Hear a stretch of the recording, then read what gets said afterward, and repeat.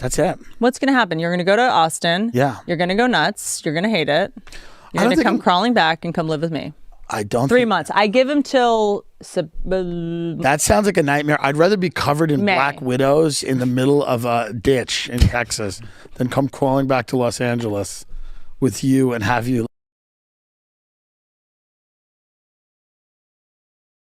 I was a person where I was going, this is all going to go back to normal. Mm-hmm. I'm now becoming a person that is starting to believe. No, you've broken. You've fully broken. Yeah, no, I'm starting. You've gone rogue. I'm starting to believe that to be a survivor, you have to accept the world's never going back to what it was. Right. Never. You started wearing beanies. I mean, you look like a, you you look like a rogue homeless person. I'm here to tell you the truth. The world's never going back to the way it was. You have to adapt and evolve and survive. And so many people are going to fight that tooth and nail because they all the time they do. Mm-hmm. And they become dinosaurs and they go extinct.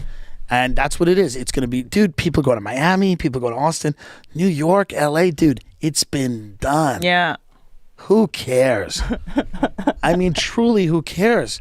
No one can even defend. You're the only one who's even tried. Everyone else I called was like, yeah, good, I'm leaving too. I mean. You're the only one.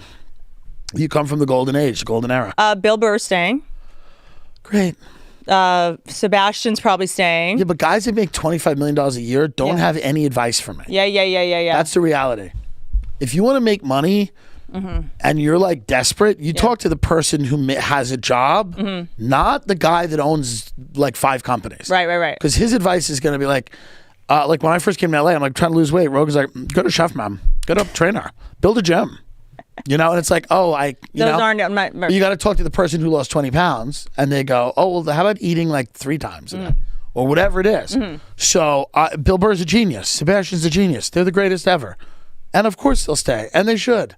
People like me at the stage of my career I'm at, I'm like, there's no downside to getting out of here and seeing what's up. Yeah. You know? I agree. Yeah. I mean, those guys will... I'm going to miss you. You're my only... I know, but I'll be back a lot. Friend left. I'll be back a lot. Canceled. I'll be back a lot. And you'll be in Austin. People are going to live in a bunch of different places. That's what's going to come out of this. People are going to be transient. Suburbs are back. Transience is back. People that are like, I don't want to commit myself to any one area ever.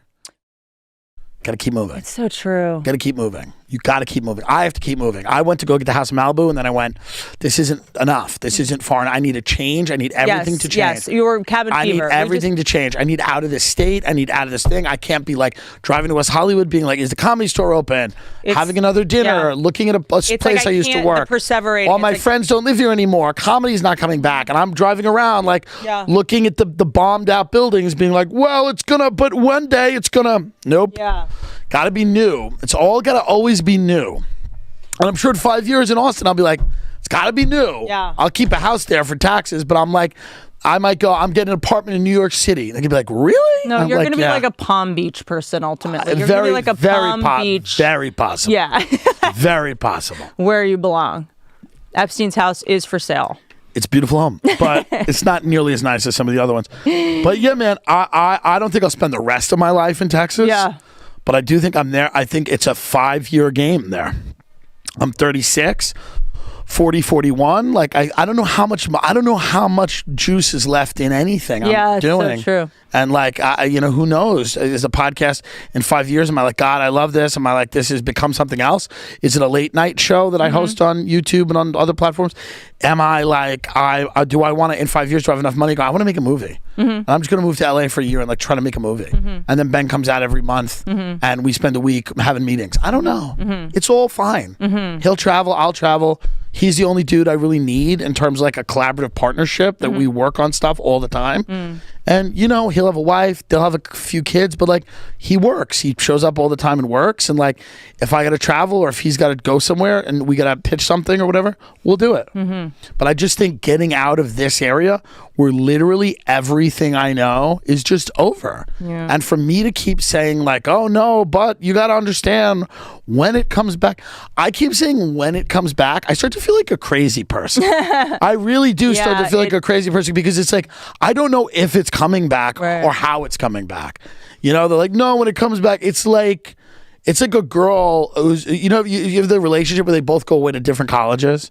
Yeah, like, no, but when we see each other, yeah, when we see each other, no, on Thanksgiving, who are we kidding? We have Christmas. Yeah. It's just not. It's over. And by the way, if I was in New York during quarantine, I would fucking jet out of there. It's just wherever the hell you were. It's like whatever you were, and especially this scene in LA has been bombed. Yeah, I mean, I'm excited. I'm excited for the next chapter, but there's got to be a next chapter. And I think that for too long, I was still trying to reshuffle the cards here, and I was not. It wasn't exciting. Wasn't exciting. I guess what I'm realizing about podcasting as I'm talking to you is I'm kind of shy. Yeah. Like I'm not. This is hard for me to do. Right. It's difficult because I like hiding behind a computer, writing the thing, giving it, and then doing the thing after it's been practiced for a long time. Well, every time I leave a podcast, I have a complete nervous breakdown. I was like, that was terrible. I'm quitting podcasting. Because when you're authentic, you're real. Everyone loves you. It's just like listen. Everyone's got to get used to it. It's very different, and I think that like for the first half of your career, the movies were silent. These were silent films. So you just had to look at someone and they knew what you were talking about. You didn't have to learn dialogue or anything. And then when they started doing color, they did color and you're like, oh my God, I'm in color. And then they did talking in the films, dialogue. You've seen all of these advancements happen. Now people have TVs in their home. Like you saw people get TVs in their home. In the beginning, you were on a show called The Shadow, which was a radio show, which was one of the top radio shows. And they would interrupt it every now and then when there was an announcement about the war. But you've gone through all of these things. And now you just have to learn how to be yourself. Now you're just back to. Oh God. What we're doing now is back to the basics. I feel like I'm like Valerie. I'm full Valerie Cherish from The Comeback at this point. Yes. Yeah, a little bit. I mean, a little bit. Do you not watch TV at all? You don't watch shows? No. Nothing.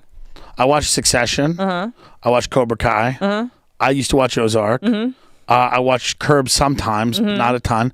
But I got to be honest with you, not a lot of TV. Interesting. Dude, I'm more listening to podcasts, and I don't listen to a ton of podcasts compared to other people. I know people listen. You listen to podcasts as a fan? If I'm interested in something, I will listen to a Lex Friedman podcast for an hour and try to learn about what somebody's talking about. I feel like I should have a kid with Lex Friedman. Yeah, that would be interesting. What a well-adjusted kid. Don't you think that's a good idea? No. I feel like we should have a kid together. We don't have to date or anything. No?